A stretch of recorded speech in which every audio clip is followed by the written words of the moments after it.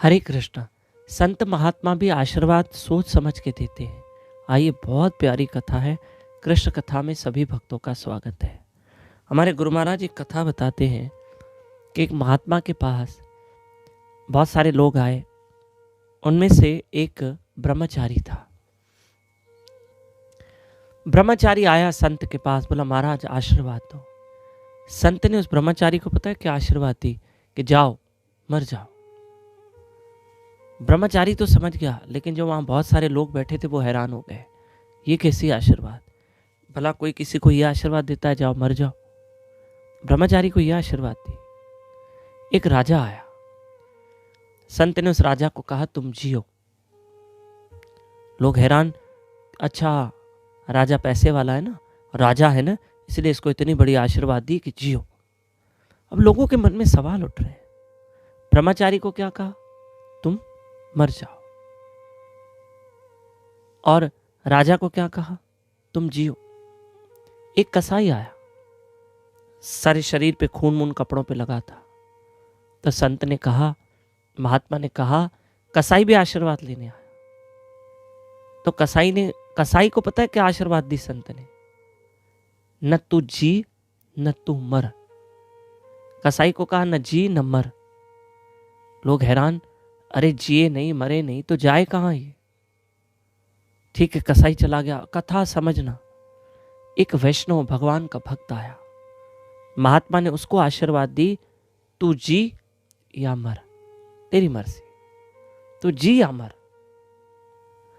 तब लोगों को समझ में नहीं आया कि अलग अलग आशीर्वाद क्यों, क्या रहस्य है।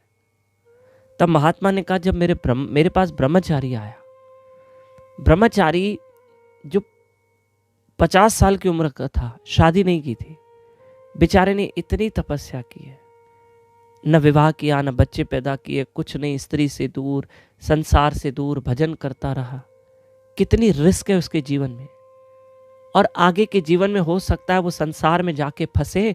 इसलिए मैंने ब्रह्मचारी को कहा तू भाई जल्दी मर जा, कम से कम तेरा ब्रह्मचार्य तो सफल होगा, कल को तू फिर से माया में पड़ जाए, इससे अच्छा तू मर जा। मर जा का मतलब है कि तू संसार में न फंसे, संसार में न फंसे तू, और तू और जिएगा कहीं माया में फंस गया तो, इसलिए तू मर। और राजा आया, मैंने उसे कहा जी। क्यों कहा जिए? क्योंकि राजा की जरूरत है लोगों को, राजा ही तो प्रजा का पालन करता है। इसलिए मैंने राजा को कहा जी, तू जी, तुम्हारी जरूरत है प्रजा को, इसलिए मैंने उसको जीने का आशीर्वाद दिया। वो कौन सा माया में फंसेगा, उसकी तो 2-2 3-3 रानियां होती है। फिर मैंने कसाई को क्या कहा? न तू जी न तू मर।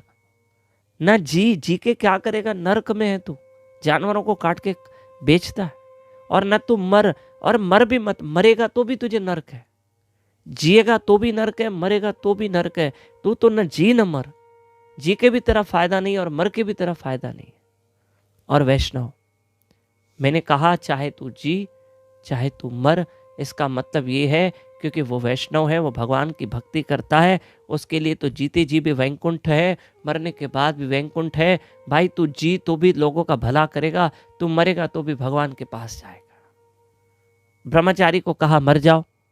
क्यों मर जाओ? क्योंकि भाई कहीं तू इतनी परीक्षा दे रहा है, ब्रह्मचार्य जीवन जीता है, कहीं तू फेल ना हो जाए आगे जाके, ज्यादा जी कर भी क्या करेगा, तू जा भगवान को प्यारा हो जा, कम से कम तूने इतना जीवन ब्रह्मचार्य किया, सफल तो रहे। और राजा को कहा जियो, जरूरत है ना राजा की तो। और कसाई जी के भी क्या करेगा, मर के भी क्या करेगा, दोनों नरक। और वैष्णव जिएगा तो भी दूसरों का भला करेगा, और मरेगा तो भगवान के पास जाएगा। इसलिए संत के आशीर्वाद में बड़ा रहस्य होता है। ये कथा आगे फॉरवर्ड करना, मेरी हाथ जोड़ के प्रार्थना है। सुबह 4:30 से 5:30, शाम को 4:30 से 5:30 यूट्यूब चैनल दामोदर दास पे लाइव रहकर मेरे साथ जप करो, हरि कथा सुनो।